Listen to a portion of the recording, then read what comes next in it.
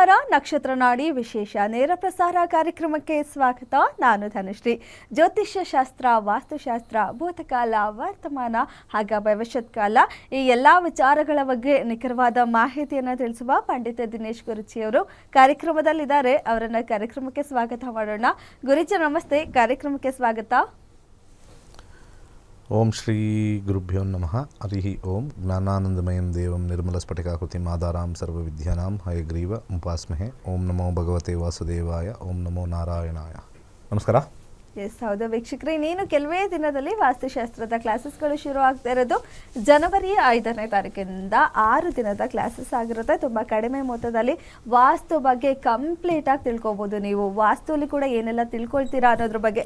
ಕೇವಲ ವಾಸ್ತು ಅಂದರೆ ಒಂದು ಟೈಮ್ ಮನೆ ಕಟ್ಟಬೇಕಾದ್ರೆ ಅಷ್ಟೇ ಯೂಸ್ ಮಾಡೋದು ಅಂತ ಅಲ್ಲ, ಸಾಕಷ್ಟು ವಿಚಾರಗಳಿದೆ. ಆ ಎಲ್ಲ ವಿಚಾರಗಳು ನಾವು ಕಾರ್ಯಕ್ರಮದಲ್ಲಿ ಪ್ಲೇ ಮಾಡೋ ವಿಡಿಯೋದಲ್ಲಿ ತಿಳ್ಕೊಳ್ತೀರಾ ನೀವು ಎಷ್ಟೆಲ್ಲ ವಿಚಾರಗಳಿರುತ್ತೆ ವಾಸ್ತುವಲ್ಲಿ ಅಂತ.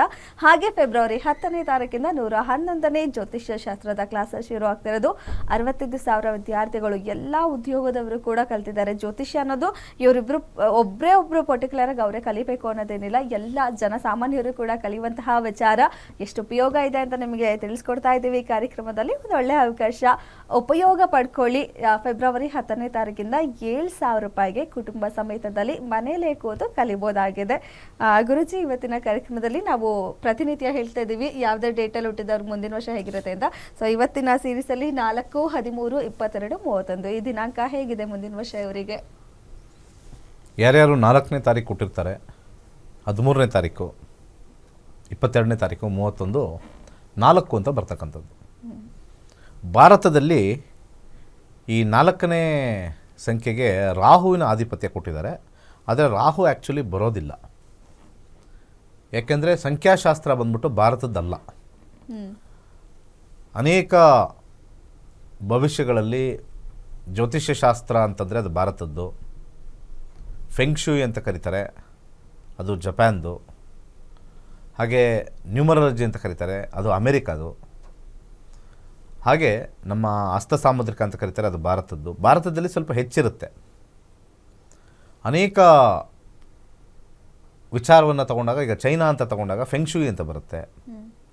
ಬೇರೆ ಬೇರೆ ದೇಶದಿಂದ ಉಟ್ಕೊಂಡ್ಬಂದಿರತಕ್ಕಂಥ ಒಂದು ವಿಚಾರ.